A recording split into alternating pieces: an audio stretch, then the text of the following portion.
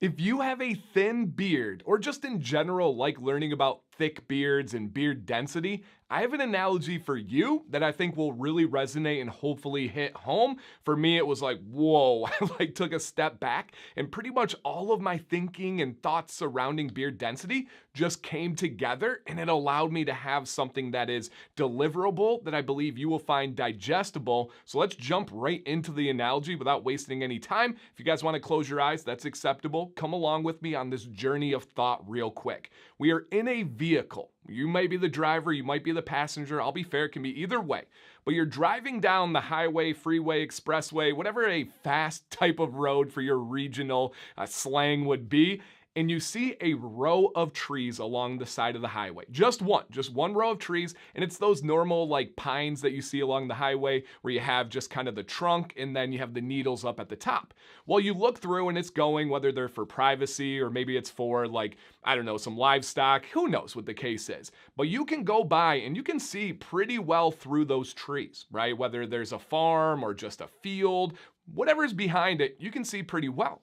Well, you get to a next part of the highway, and now there's a second layer of trees. Maybe they're staggered slightly. So where you have the opening, there's the next one. Well, if you're traveling quickly, you're still gonna see through those trees. You'll see light, you'll see houses, and whatever may be there.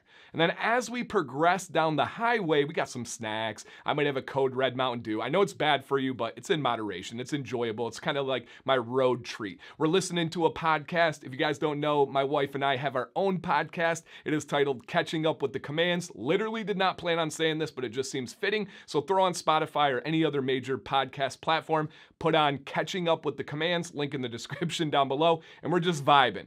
But then we notice the trees have a third row, and then a fourth row, then a fifth row, and then next thing we know, there's 20 rows and we can't even count anymore. Well, the more rows of trees that we add, the less we can see beyond it. We're gonna get to the point down the way it starts to get a little bit darker out, but we still have the sun that is setting beyond, and there's no light coming through these trees. It is a straight up forest that is just covered based on the top with the pine needles, right? But then you also have the trunks that are staggering every other, and it's just row, row, row, row, row. That thing is thick. And we're like, this is freaky. I can't handle this. We turn around, we do a legal, we get off on the exit, right? Don't use those middle rows. We get off on the exit, we come back around, and we start to see it thin out every step of the way where it loses rows. That is the key to beard density.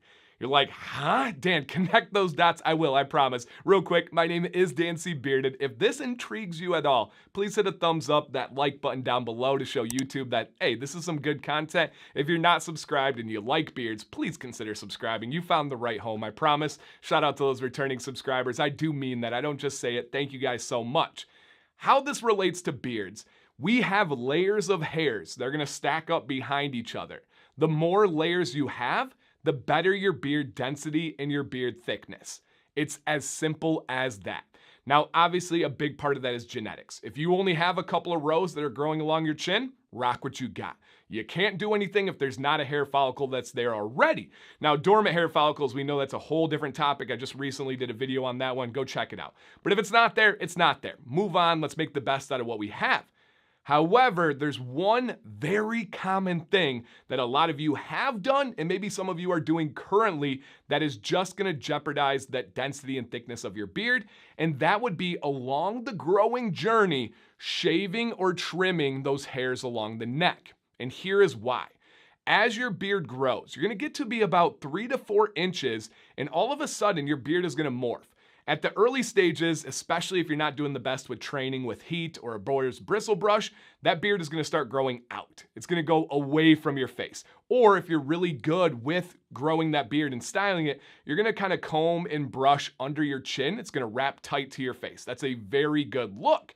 Well, one of the things that starts to bother people is that neck starts to grow hair, and we'll talk about that in a second. But as that starts to curl into your face, as it starts to grow out, you get to still grow. And you're getting to about 3 to 4 inches, all of a sudden, instead of going out here or in towards your neck, it is gonna start to rest and go straight down. They're gonna start to sit together nicely, almost in like single file rows down towards the bottom of the ground. That's a key difference. Once we start doing that, we get these hairs here from the top or from the bottom lip that start to make the curtain, and then from the chin, and then lower and lower, and they start to add up. Well, when you think about the neck hairs, they start growing out away from your face. But once you get enough length and you get enough weight on them, they start growing out and then they curve straight down again. And so you have them that are adding in extra layers. They are, and this is an important word here, supporting the beard. They are the supporting actors. You don't see them. When you look at me right now, you don't see the hairs that are way back here, but they're there. If I didn't have them, I'm losing rows of those trees. So think about that analogy. You only had one row of trees, we can see right through it. We can make out the house, we can tell their address. You start staggering in some other rows, it gets harder and harder.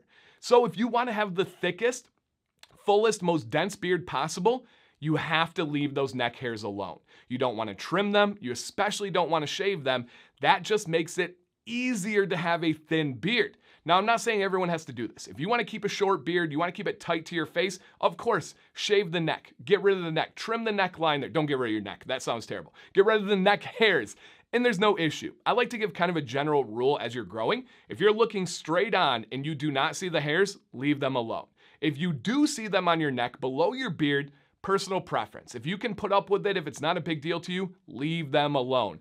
If it's driving you crazy and you can't have a beard like that, of course, trim them, shave them as you grow, start to let them grow again. But I will say, the key to beard density and thickness is leaving the neck alone so those supporting actors can give you several different layers.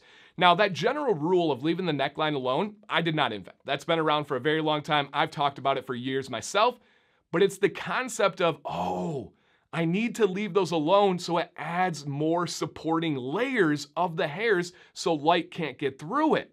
Yes, that is it.